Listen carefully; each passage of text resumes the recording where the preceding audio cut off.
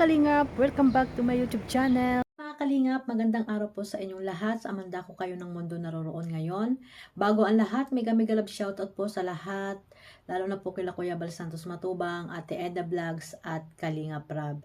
So today's video guys, ayan, panoorin po natin ang clip video na kinuha ko po ulit kay Bal Santos Matubang. Sa hindi pa po nakapanood niyan, pakipuntahan nyo po ang vlog na ito ni Kuya Bal Santos Matubang kay Carla, ang pag-interview niyo po doon sa mag-anak, kasama po si Carla. At ayan nga guys, no, kumuha ako doon ng kunting video lang at panoorin po muna natin para po mapanood nyo po guys, mga Kalingap. Ano masabi mo, Carla, kay Kalingap Rab? Siyempre, sobrang nakapasalamat po ako kay Kuya Rab, sa inyo po, Kuya Val, kay Ate Edna, and kay Ate Jack. Kasi kayo naman po talaga yung punot-puno ng lahat. Kung hindi naman po dahil sa inyo, hindi niyo naman po kami tagpuan, wala po kaming gantong bahay. Siguro po, sabi ko nga po kila mama, kung hindi po kami natagpuan ng Kalingap, sabi ko, ano na kayang katayuan namin ngayon? Sabi ko, baka yung bahay po kasi namin is pasira na rin. Saka, di mo makilala si Jomar. Sana all. So ayan nga guys, no, sabi ko nga sa hindi pa po nakapanood ng full video niyan, pakipuntahan nyo po ang channel ni Bal Santos Matubang.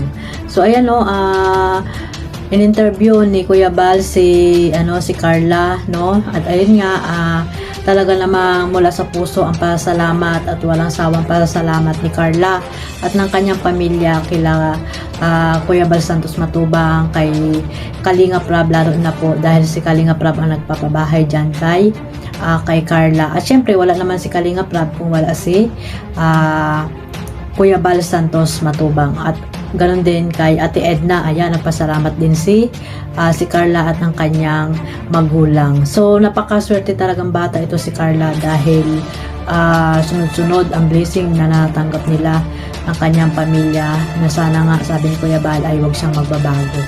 So ayun nga, no, sabi nga ni Carla ay wala daw sila sa katayuan ngayon at wala silang bahay ngayon kung wala si Kalingap Rab. At syempre sa tulong ng mga mabait na sponsor ng Jom Car. Ayan, at ayun nga, sabi ni Kuya Bal, hindi rin makikilala ni Carla ang kanyang partner sa love team nila na si Jomar. Sabi ni Kuya Bal, no, kung wala ang Kalingap. So isa si Carla sa mga Kalingap Angel na napakaswerte na napabahayan ngayon ni Kalingap Rab.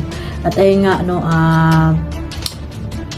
sa hindi pa nakapanood ng mga vlog na yan kay Carla, ayan, simula nung siya ay nakita nila Kalingap Rab na nagtitinda ng puto, ayan, panoorin nyo po ang mga video ni Kalingap Rab sa kanyang channel, na talaga namang nakakaawa itong si Carla noon dahil nagtitinda lamang siya at ang bahay talaga nila ay maliit lang, kubo lang yung bahay nila. At ayun nga, no, napakaswerte nila ngayon dahil napakalaki ng bahay na pinagawa ni Kalingap Rab. At ito nga ay si Carla, ayun, walang sawang nagpapasalamat dito sa kay Kalingap Rab, kila Kuya Bal, kila Ate Edna. So ayan lang guys, no, maikli lang po yung ating ngayon reaction. So subaybayan po natin ang iba pa nating i-upload at ibibigyan ng reaction sa Jomcar, ayan, sa love team ng Jomcar, ayan. Maraming salamat po sa inyong suporta.